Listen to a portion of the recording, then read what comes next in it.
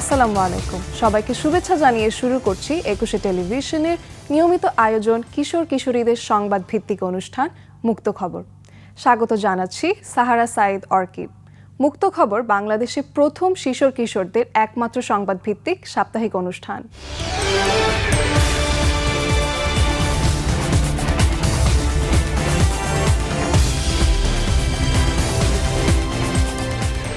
প্রশিক্ষণপ্রাপ্ত ৪০ জন শিশু সাংবাদিকের এই দলে সমাজের সব শ্রেণীর কিশোর কিশোরীরা রয়েছে। মুক্ত খবর অনুষ্ঠানের গবেষণা, সংবাদ তৈরি এবং সম্পাদনায় এরা অংশ নেয়। ২১শে টেলিভিশন একটি জাতীয় সম্প্রচার মাধ্যম হিসেবে কিশোর কিশোরীদের মত প্রকাশের অধিকার হিসেবে আধুনিক দৃষ্টিভঙ্গি গড়ে তোলায় বিশ্বাসী। প্রথমেই খবর শিরোনামে রয়েছে, বিশ্বের যেসব দেশের শিশুরা সবচেয়ে বেশি ক্ষতিগ্রস্ত হচ্ছে সেগুলোর মধ্যে একটি বাংলাদেশ। সারা দেশে বাড়ছে শিশু ধর্ষণ, নিরাপদে নেই শিশুরা। ঐতিহাসিক রামসাগর পর্যটকদের কাছে দর্শনীয় স্থান। বইমেলায় ছিল না শিশু প্রহর, হতাশ ছিল শিশুরা। বড় পুকুরিয়ার শিশুরা মাঠে খেলতে ভয় পায়।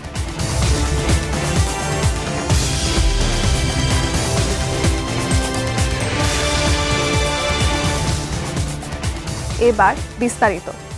জলবায়ু সংকটের কারণে বিশ্বের যেসব দেশের শিশুরা সবচেয়ে বেশি ক্ষতিগ্রস্ত হচ্ছে সেগুলোর মধ্যে একটি বাংলাদেশ।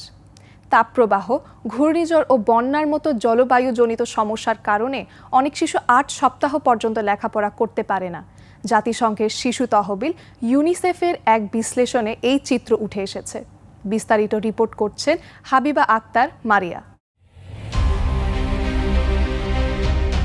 জলবায়ু সংকটের কারণে বিশ্বে যেসব দেশের শিশুরা সবচেয়ে বেশি ক্ষতিগ্রস্ত হচ্ছে সেগুলোর মধ্যে অন্যতম বাংলাদেশ। তাপপ্রবাহ, ঘূর্ণিঝড় ও বন্যার মতো জলবায়ুজনিত সমস্যার কারণে অনেক শিশু বছরে ৮ সপ্তাহ পর্যন্ত লেখাপড়া করতে পারে না। ২০২৪ সালে চরম আবহাওয়াজনিত ঘটনাবলীর কারণে বাংলাদেশের ৩,৩০,০০,০০০ শিশুসহ বিশ্বজুড়ে শিশুদের শিক্ষা কার্যক্রম ব্যাহত হয়েছে। জাতিসংঘের শিশু তহবিল ইউনিসেফের এক বিশ্লেষণে এই চিত্র উঠে এসেছে। সারা বিশ্বে ২০২৪ সালে তাপপ্রবাহ, ঝড়, বন্যা ও খরার কারণে স্কুল বন্ধ হয়ে ৭৭টি দেশের অন্তত ২৪,৭০,০০,০০০ শিশুর শিক্ষা কার্যক্রম ব্যাহত হয়েছে। সবচেয়ে বেশি ক্ষতিগ্রস্ত অঞ্চল ছিল দক্ষিণ এশিয়া। এদিকে বন্যায় বাংলাদেশে প্রায় ১,৮৪,০০,০০০ মানুষ ক্ষতিগ্রস্ত হয়। এর মধ্যে শিশুদের সংখ্যা ছিল ৭০,০০,০০০। বন্যার সবচেয়ে বেশি প্রভাব পড়ে সিলেট জেলায়। তীব্র বন্যায় সেখানে ব্যাপকভাবে অবকাঠামো ক্ষতিগ্রস্ত হয়, যার ফলে ৬ লাখেরও বেশি শিক্ষার্থী লেখাপড়া থেকে ঝরে পড়েছে। ইউনিসেফ বাংলাদেশ হিসেবে গত বছর ১২ মাসের মধ্যে জলবায়ুজনিত কারণে সিলেট অঞ্চলের শিশুরা সব মিলিয়ে ৮ সপ্তাহ পর্যন্ত স্কুলের শিক্ষা কার্যক্রম থেকে বঞ্চিত হয়েছে। আর খুলনা, চট্টগ্রাম ও রংপুর এই জেলাগুলোতে শিশুরা ৬ সপ্তাহ পর্যন্ত স্কুল দিবস হারিয়েছে। ইউনিসেফের চিলড্রেন্স ক্লাইমেট রিস্ক ইন্ডেক্স অনুযায়ী জলবায়ু ও পরিবেশগত সংকটের কারণে বিশ্বের সবচেয়ে বেশি ক্ষতিগ্রস্ত ও ঝুঁকিতে থাকা শিশুদের মধ্যে রয়েছে বাংলাদেশের শিশুরা। নিয়মিত এসব দুর্যোগের কারণে দেশের শিখন দারিদ্র্য দিন দিন আরও ব্যাপক হয়ে উঠেছে। প্রতিবেদনে আরও উল্লেখ করা হয়েছে যে এসব প্রভাব থেকে শিশুদের সুরক্ষার জন্য স্কুল ও শিক্ষা ব্যবস্থায় প্রয়োজনীয় সরঞ্জাম ও পরিকল্পনার ব্যাপক ঘাটতি রয়েছে এবং শিক্ষায় জলবায়ু কেন্দ্রিক বিনিয়োগ লক্ষণীয়ভাবে কম। ইউনিসেফ আন্তর্জাতিক জলবায়ু খাতে অর্থদানকারী প্রতিষ্ঠান ও দাতাগোষ্ঠী, বেসরকারি খাত ও বাংলাদেশের অন্তর্বর্তী সরকারের প্রতি নীতি ও পরিকল্পনায় শিশুদের প্রয়োজনীয়তাগুলোকে অগ্রাধিকার দেওয়ার আহ্বান জানাচ্ছে। হাবিবা আক্তার মারিয়া, মুক্ত খবর, ২১শে টেলিভিশন, ঢাকা।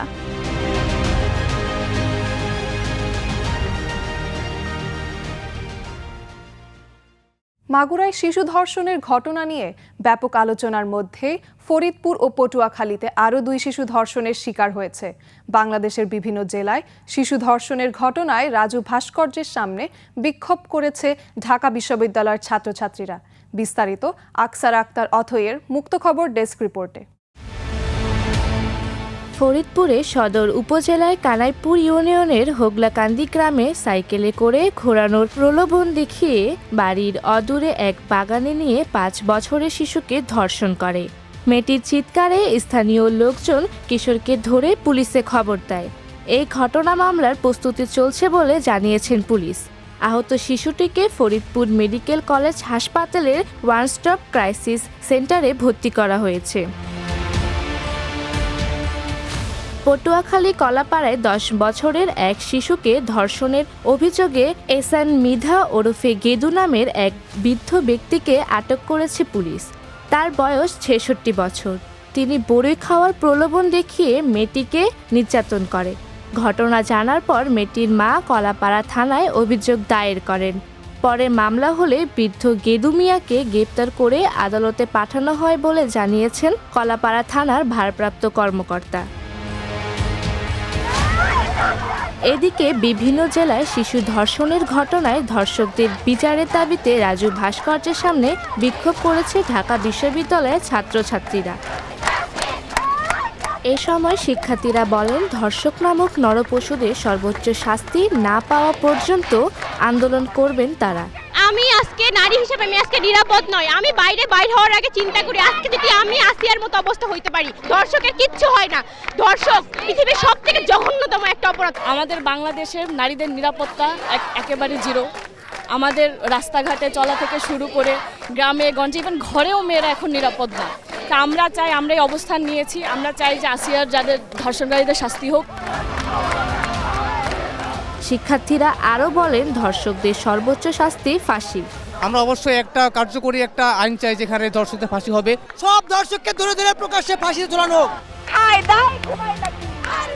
আকসার আক্তার অথই, মুক্ত খবর ডেস্ক রিপোর্ট, 21 টেলিভিশন। বন্ধুরা, এবার নিচ্ছি একটি বিরতির পর মুক্ত খবরে আরও যা যা থাকছে। ঐতিহাসিক রামসাগর পর্যটকদের কাছে দর্শনীয় স্থান। বইমেলায় ছিল না শিশু প্রহর, হতাশ ছিল শিশুরা। বড়পুকুরিয়ার শিশুরা মাঠে খেলতে ভয় পায়।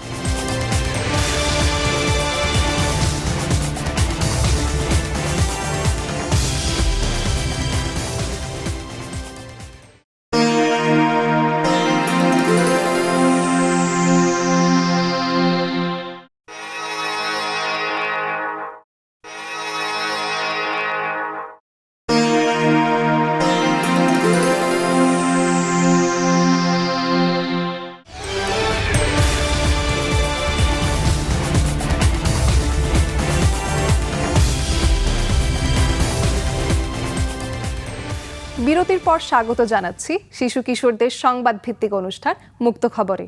আমাদের এবারের আয়োজন আনন্দলোক।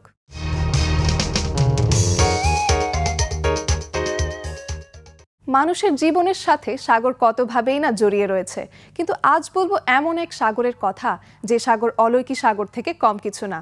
বলছিলাম রামসাগরের কথা। রামসাগরের সৌন্দর্য মুগ্ধ করে শিশু কিশোর থেকে বয়স্কদেরও। দিনাজপুর ঘুরে এসে রিপোর্ট করছেন মোহাম্মদ ইয়াসাদ বিন সাজেদ রাফান। দিনাজপুর জেলা শহর থেকে প্রায় 8 কিলোমিটার দক্ষিণে তাজপুর গ্রামে রামসাগর দিঘিটির অবস্থিত। রামসাগরকে বাংলাদেশের বৃহত্তম মানবসৃষ্ট দিঘি হিসেবে বিবেচনা করা হয়। তটভূমি সহ রামসাগরের আয়তন 4,37,452 বর্গমিটার, দৈর্ঘ্য 1031 মিটার ও প্রস্থ 364 মিটার, গভীরতা গড়ে প্রায় 10 মিটার। দিঘিটির পশ্চিম পাড়ের মাঝখানে একটি ঘাট ছিল, যার কিছু অবশিষ্ট এখনও রয়েছে। দিঘিটির চারপাশে প্রায় 2.5 কিলোমিটার সড়কের 2 ধারে লাগানো হয়েছে দেবদারু, ঝাউ ও মুচকুন্দ ফুলের গাছ। দূর দূরান্ত থেকে এই রামসাগরকে দেখতে মানুষ আসেন। প্রতিদিনই বিভিন্ন জেলা থেকে পর্যটকেরা ভিড় জমান রামসাগরে। কথিত আছে 1750 খ্রিস্টাব্দে প্রচণ্ড এক খরা দেখা দিলে পানির অভাবে মৃত্যু হয়ে পড়ে হাজার হাজার প্রজার। রাজা প্রাণনাথ স্বপ্নাদেশ পেয়ে একটি দিঘি নির্মাণ করেন। মাত্র 15 দিনে খনন কাজ সম্পূর্ণ হয়। কিন্তু সেই পুকুর থেকে পানি না উঠায় একসময় রাজা স্বপ্নে দৈববাণী পেলেন যে তার একমাত্র ছেলে রামকে দিঘিতে বলি দিলে পানি উঠবে। স্বপ্নাদিষ্ট রাজা দিঘির মাঝখানে একটি ছোট মন্দির নির্মাণ করেন। তারপর এক ভোরে যুবরাজ রামনাথ সাদা পোশাকাচ্ছাদিত হয়ে হাতির পিঠে চড়ে যাত্রা শুরু করলেন সেই দিঘির দিকে। দিঘির পাড়ে পৌঁছে যুবরাজ রাম সিঁড়ি ধরে নেমে গেলেন মন্দিরে। সঙ্গে সঙ্গে দিঘির তলা থেকে অঝোর ধারায় পানি উঠতে লাগলো। চোখের পলকে যুবরাজ সহ পানিতে ভরে গেল বিশাল দিঘি। অলৌকিকভাবে পানিতে ভেসে থাকলো শুধু যুবরাজার সোনার মুকুট, এবং এই জন্যই দিঘির নামকরণ করা হয় রামসাগর। রামসাগরের ইতিহাস যতটা না কষ্টের, তার থেকে সুন্দর এর পরিবেশ। পিপাসুদের জন্য রামসাগর একটি অপূর্ব স্থান। রামসাগরের সৌন্দর্য বলে শেষ করা যাবে না। মোহাম্মদ ইয়াসাদ মিন সাজিদ, মুক্ত খবর, 21 টেলিভিশন, দিনাজপুর। বন্ধুরা, আবারও নিতে হচ্ছে একটি বিরতি। তবে বিরতির পর মুক্ত খবর অনুষ্ঠানে আরও যা থাকছে। বইমেলায় ছিল না শিশু প্রহর, হতাশ ছিল শিশুরা। বড়পুকুরিয়ার শিশুরা মাঠে খেলতে ভয় পায়।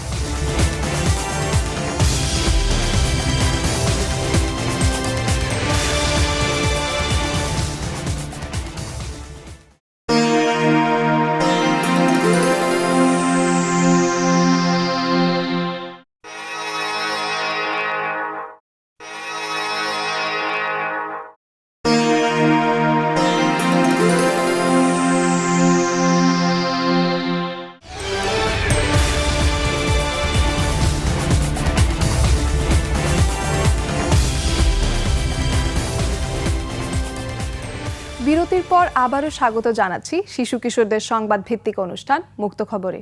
পুরো সময় জুড়ে সাথে আছি আমি সাহারা সাইদ অর্কিড। প্রতিটি শিশুর বিকাশ ঘটে তার বিনোদনের মাধ্যমে, আর এই বিনোদন থেকেই বঞ্চিত অনেক শিশুরা। বলছিলাম এবারের অমর 21 বইমেলার কথা। এবারের বইমেলায় শিশু প্রহর না থাকায় অনেক শিশু কিশোর ও অভিভাবকরা হতাশা প্রকাশ করেছেন। বিস্তারিত অস্মিতা তালুকদারের রিপোর্টে। বাংলা একাডেমির আয়োজিত অমর 21 বইমেলা শুধুমাত্র বই প্রেমীদের জন্য নয়, বরং শিশুদের জন্য একটি বিশেষ আকর্ষণের কেন্দ্র। প্রতি বছর এই বইমেলার নির্দিষ্ট কিছু সময়কে শিশু প্রহর হিসেবে নির্ধারণ করা হয়, যেখানে শিশুদের জন্য বিশেষ সুবিধা ও বিনোদনের নানা আয়োজন থাকে। তবে যদি কোনো কারণে এই শিশু প্রহর না রাখা হয়, তাহলে শিশু ও তাদের অভিভাবকদেরও হতাশা হয়। বইমেলার শিশু প্রহর শিশুদের জন্য এক ধরনের উৎসব। এই সময়ে ভিড় কম থাকে, ফলে শিশুরা স্বাচ্ছন্দ্যে ঘুরে বেড়াতে পারে, পছন্দের বই কিনতে পারে এবং লেখকের সঙ্গে সাক্ষাৎ করার সুযোগ পায়। বিশেষ করে গল্পের বই, কমিক্স, রঙিন ছবি ও শিক্ষামূলক বইয়ের প্রতি শিশুদের আগ্রহ বেশি থাকে। আমি এখানে ভূতের বই কিনেছি, ইসলামের কিছু বই কিনেছি এবং ABCD এই ধরনের কিছু বই কিনেছি। এইখানে আমি যখন বই কিনেছি, আমি কিছু যারা লেখক তাদেরকেও দেখেছি, এই জন্য আমার অনেক ভালো লেগেছে। এই যে একটা বই কিনলাম, তারপরে এখানে আসলাম, তারপর এখানে একটু খেলাধুলা করলাম। এখনো বই কিনি, কিন্তু স্টিকার, ডায়েরি এগুলো কিনেছি। ভূতের গল্পের বই আমার ভালো লাগে না, পড়লে ভয় লাগে। একটু ছড়ায় বই ভালো লাগে, রাজকন্যার বই ভালো লাগে, তারপর ইংলিশ বই ভালো লাগে, বাংলা বই ভালো লাগে, সবই আমার ভালো লাগে। তাছাড়া বিভিন্ন সাংস্কৃতিক আয়োজন যেমন নাটক, গান ও চিত্রাঙ্কন প্রতিযোগিতাও শিশুদের আনন্দ বাড়িয়ে দেয়। এবছর বইমেলায় শিশু প্রহর না থাকায় অনেক শিশু ও তাদের অভিভাবকরা হতাশ হয়েছেন। ভালো লাগছে না তেমন। শিশুরা থাকলে অনেক ভালো লাগতো। শিশু প্রহর যাতে আবার আসে, এটা আমি চাই। ভূতের বই, বিজ্ঞান, আরও অনেক বই ইত্যাদি দেখলাম। না, বই কিনতে পারিনি, অনেক দাম বইয়ের, সেজন্য আর কিনিনি। হ্যাঁ, এবারে শিশু প্রহর নাই, এই জন্য একটু খারাপও লাগতেছে, কিন্তু বই মেলাতে আসছি এই জন্য অনেক ভালো লাগতেছে। শিশু প্রহরটা থাকা আসলেই জরুরি। আমরা বাচ্চাদের জন্য আসি, একসময় তো আমাদের নিজেদের জন্য আসতাম, আর এখন বাচ্চা প্রায়োরিটি। বাচ্চারা বইয়ের সাথে পরিচিত হবে।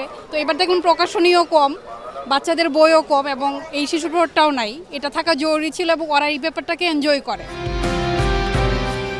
অনেক বাবা মা শিশুদের নিয়ে বইমেলায় যাওয়ার পরিকল্পনা করলেও বিভিন্ন বিশৃঙ্খলার কারণে শেষ পর্যন্ত তারা বইমেলায় যেতে নিরুৎসাহিত হয়েছে। ফলে শিশুদের বই পড়ার আগ্রহ ও অভ্যাস গঠনে বাধা সৃষ্টি হয়েছে।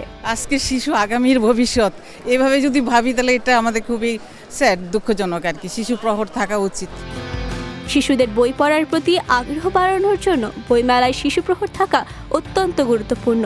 প্রতিপক্ষের উচিত শিশুদের কথা মাথায় রেখে ভবিষ্যতে শিশু প্রহর পুনরায় চালু করা, যাতে তারা বইমেলার আনন্দ উপভোগ করতে পারে। শিশুদের মানসিক বিকাশের জন্য বিনোদন ও বই পড়ার বিকল্প নেই, তাই উচিত আগামী বছর শিশু প্রহর পুনরায় চালু করা। অস্মিতা তালুকদার, মুক্ত খবর, 21 টেলিভিশন, ঢাকা। বড়পুকুরিয়া কয়লা কেন্দ্রের জন্য হারিয়ে যাচ্ছে সেখানকার স্থানীয় শিশুদের শৈশব। সেখানকার শিশুরা এখন মনে করে মাঠে খেলতে গেলে তারা বিশাল গর্তে পড়ে যাবে।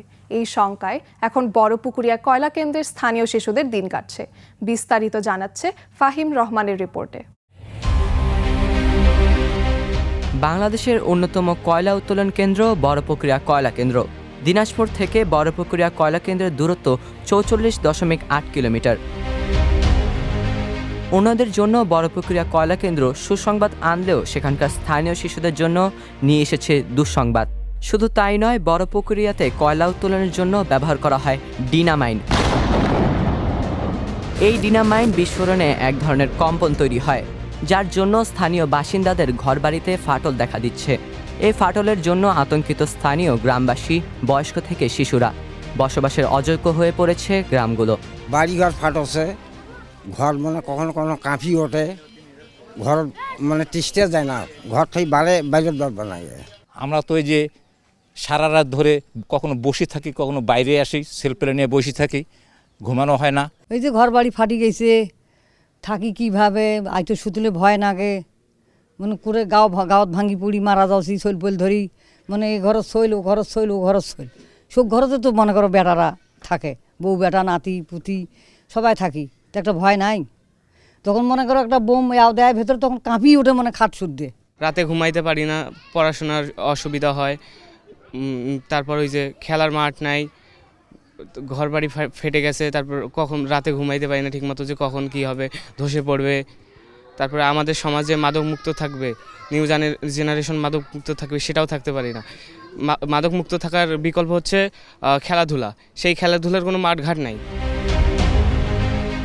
এখানকার মাঠগুলোতে শিশুরা খেলাধুলা করতে ভয় পায়। অবশ্য সময় কাটানোর মতো কিছু না থাকায় শিশুরা মোবাইলে আসক্ত হয়ে পড়েছে। অনেক শিশু কিশোর মাদক ও বিভিন্ন খারাপ কাজে লিপ্ত হচ্ছে। এই নিয়ে বড়পুকুরিয়া কয়লা কেন্দ্রে কথা বলতে গেলে প্রথমে আমাদের সাথে কথা না বলতে চাইলেও পরে তারা রাজি হন এবং বিভিন্ন ধরনের কথা জানান। আপনারা জানেন যে কোনো এলাকা থেকে যখন আন্ডারগ্রাউন্ড মাইনিং পদ্ধতিতে কয়লা উত্তোলন করা হয়, তখন উপরে মাটিটা বসে যায়, সাবসিডেন্স তৈরি হয়। আমাদের নিচে থেকে আমরা যখন কয়লা উত্তোলন করি, নিচে কিছুটা এক্সপ্লোসিভও ব্যবহার করা হয়, এবং কয়লা উত্তোলনের ফলে উপরে সারফেসে একটু ভাইব্রেশন সৃষ্টি, ভূকম্পন অনুভূত হয়। আমাদের যেটা এলাকা সংলগ্ন কিছু গ্রামের লোকজন, তাদের দীর্ঘদিনের একটা দাবি দাওয়া ছিল যে গ্রামগুলিতে তারা কিছুটা ভূকম্পন অনুভব করেন, দিনে রাতে তাদের কিছুটা ডিস্টার্ব হয়। আমাদের একটা কমিটি, 9 সদস্য বিশিষ্ট একটা কমিটি, প্রায় 6 মাস যাবৎ 1444টা পরিবার, 8টা গ্রামের বাড়িঘরগুলির সরেজমিনে যাচাই বাছাই করে এবং তাদের অভিযোগগুলি চিহ্নিত করে। গ্রামবাসীরা এই বিষয় নিয়ে জেলা প্রশাসকের কাছে চিঠি ও মানববন্ধন করলেও এর কোনো সুরাহা পায়নি। সরকারের কাছে গ্রামবাসীর একটাই দাবি, সরকার এই বিষয়ে দ্রুত ব্যবস্থা গ্রহণ করুক। জুহাইরের মতো অনেক শিশুরই একটি মাত্র প্রশ্ন, কবে পাবে তারা একটি খেলার যোগ্য মাঠ? ফাহিম রহমান, মুক্ত খবর, 21 টেলিভিশন, দিনাজপুর। শিশু কিশোরদের সংবাদ ভিত্তিক অনুষ্ঠান মুক্ত খবর কেমন লাগলো? আপনাদের যে কোনো মতামত ও পরামর্শ ও শিশুদের যে কোনো বিষয় তথ্য প্রতিবেদন পাঠাতে পারেন এই ঠিকানায়। প্রযোজক মুক্ত খবর, 21 television limited, Jahangir tower, 10 Kazi Nazrul Islam Avenue, কারণ বাজার, ঢাকা 1215। ফোন 0255014316316 থেকে 25। মোবাইল 01958664544। ইমেল muktokhabor@21se-tv.com অথবা মুক্তখবর 2025@gmail.com। আমরা থাকবো আপনাদের মতামতের অপেক্ষায়। আমরা অনুষ্ঠানের শেষ প্রান্তে চলে এসেছি। প্রতি পর্বেই আমরা হাজির আপনাদের কাছে। আগামী পর্বে আবারও দেখা হবে নতুন নতুন বিষয় নিয়ে। ততক্ষণ ভালো থাকুন, সুস্থ থাকুন, চোখ রাখুন 21 টেলিভিশনের পর্দায়। আজকের মতো বিদায় বন্ধুরা।